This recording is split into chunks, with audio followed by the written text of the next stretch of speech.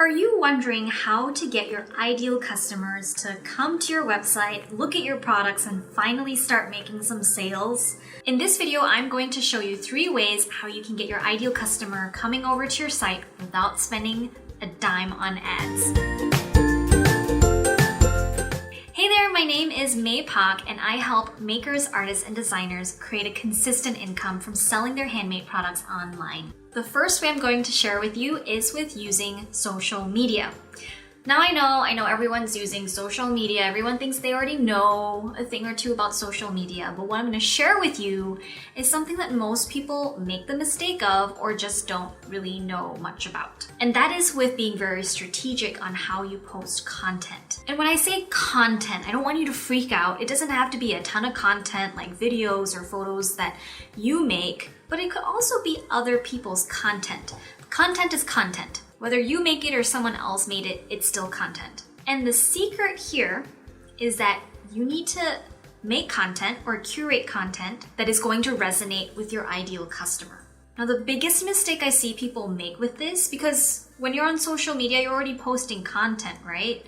But what I do see happen a lot is people posting content that resonates with them, not necessarily with the ideal customer. So maybe you make a product that is for children, and so you in a way want to target parents. So maybe you want to talk about parenting advice or fun kids activities for after school, or really cute foods that you can make with your kids for lunchtime.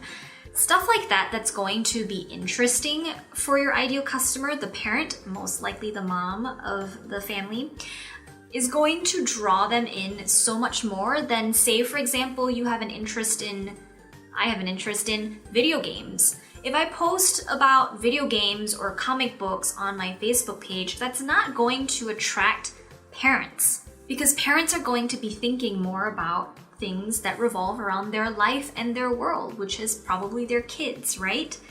So this is something that even with the people that I've taught this to, intellectually, people can understand that this is what they need to do. But to actually do it can be something you need to practice, where you're putting yourself in your ideal customer's shoes and talking about stuff that they want to talk about, instead of just talking about stuff you want to talk about all the time. And it's very much like dating or networking or being at a party or just talking to a person. You don't want people thinking that you're that person that's always just talking about themselves all the time, right? So that's a very quick way to make people not like you. So why does this work and why is it important? So when you're posting content that's all about what your ideal customers are thinking about, they're going to be much more likely to engage with your content. That means liking your post or sharing your post or leaving a comment on your post or tagging their friends in a comment in your post. When they engage with your post, what's going to happen is that that post is going to show up in that person's friends' feeds as being, here's a post that your friend just interacted with. I'm sure you've seen this before. Maybe you've just not paid very much attention. That person's friends are pretty likely to be similar to them.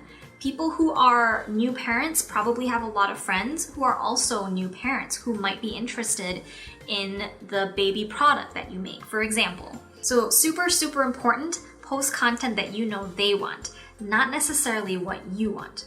The second way to get in front of your ideal customers without spending money on ads is to get in front of the media that they're already consuming. So here's how to do that.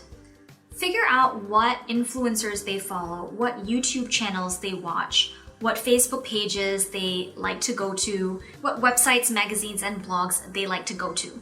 What you're going to do is get your products in the hands of those people that run those websites. Now, how do you do this? It's a simple 3-step process. Step 1, you're first going to find out who is it that's running this blog or this magazine. Find their first name and find their email address. And while you're at it, do a little bit of research on who this person is too, because for the next step, that's going to come in handy. Step number 2, you're going to write that person an email pitch. And in that email pitch, you're going to say hi, you're going to say something nice to them, which is why it's kind of important that you spend some time researching them so you know what to say. And then you're going to introduce yourself and you're going to offer them some free product in exchange for them talking about you and your brand and your website on their platform. And step number 3, and this is a very big step that most people forget or miss out on, is to follow up. You can totally just expect that in that second step, when you send out that first email pitch, most people are not going to get back to you. So step number 3 is all about following up. So 1 week after you send out that first email pitch, if you don't hear back from them, send them a follow-up email. Is this making any sense? If it is, let me know in the comments, and if you have any questions, also let me know in the comments. The third way for getting in front of your ideal customers without spending any money on paid advertising is to partner with other makers who reach your ideal customers. Now, the key here is to not collaborate with someone who might be your direct competitor, because it's not likely that they're gonna be comfortable to want to work with you. But think of other products that are similar to yours that serve the same ideal customer. So if you're in the parenting niche and you make children's clothing, but you might find someone who makes children's wall art, you could work with that person, especially if you have very similar styles. So reach out to them and propose a cross-promotion collaboration. There are a few ways you can do this. One example is you can exchange a stack of business cards. And anytime that you have an order that you are shipping out, you would insert their business card in that order and vice versa. If you want to take that a step further, you could even include some information about a potential discount code that that customer can use in your friend's shop. Another example is, I hope you have this, but you can talk about each other in your email lists. So the next time you send out an email broadcast to your newsletter, do like an interview style of just highlighting your friend and pointing a link into her shop for other people to click on.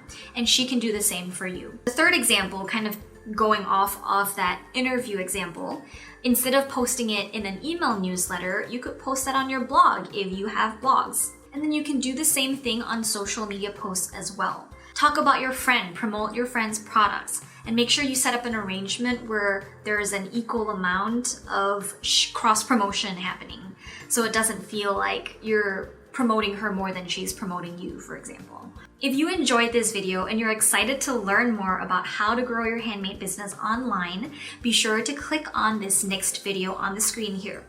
Thanks for watching this one. I will check you out in that other video.